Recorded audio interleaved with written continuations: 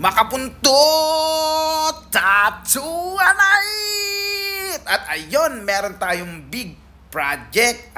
Full sleeve wrap around colored ang ating gagawin.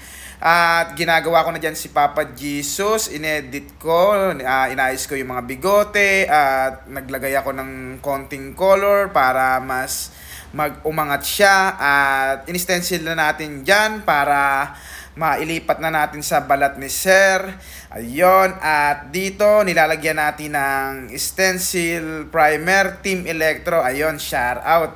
Napakadikit po niyan.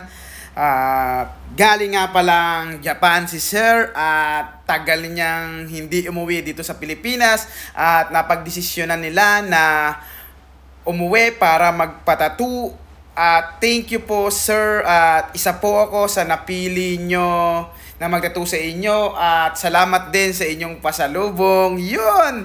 At ayan, nag-start na rin tayo dito. Gamit natin ang 15 cm ng Eva Tattoo Supplies. Ayun, unti-unti lang ang ating pagkayod at abuti ng 3 days ang aming gagawing session at ito yung unang araw namin na gagawin to. Ang target namin ay makuha namin yung kahit 40% ng aming session. At syempre, kumain muna tayo, break time muna para may lakas tayo. Ayan, busog na naman. Yon. At balik na ulit tayo sa pagtatattoo. At dito naman ay gumagamit ako ng 14RL para dun sa mga maliliit na detalye, siksikan, kasi para mas umangat din yung gusto kong paangatin na ink, kaya gusto ko yung RL na lang yung gamitin. At dito ay gumagamit tayo ng 23 cm ng Eva Aqua Catrice Needle at gumamit ako dito ng stroke ng slowly pendulum shading para hindi siya masyadong ma-color pack. Iyon ang gusto kong apply dun sa area na to. At ito yung final video ng aming unang araw na session. Si Papa Jesus at umabot yata kami dito ng 12 hours na mahigit kundi ako nagkakamali. At i-continue natin to kinabukasan. Sila Sir ay uuwi pa ng May Bisiha. Tama ba? May Bisiha. Yun ang pagkakatanda ko, and then babalik uli ng umaga, dun palang airport na. Thank you Sir sa airport. At ayan, nakapag-stencil na tayo. Siyempre, bago magsimula, tayo ay kumain ulit para busog at malakas ang ating katawan.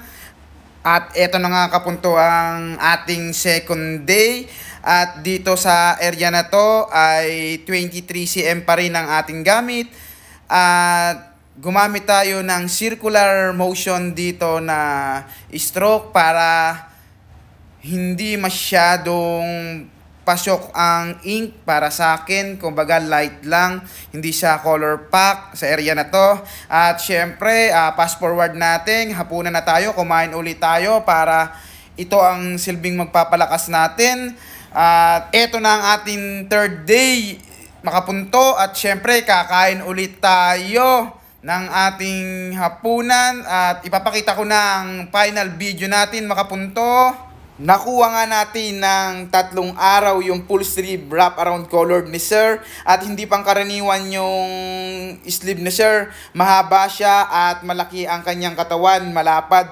Kaya medyo natagalan talaga. Gumamit kami ng mahabang oras. At makikita nyo, Makapunto, ay religious concept ang ating ginawa. Request ni Sir yan. Nandyan si Papa Jesus, yung kamay.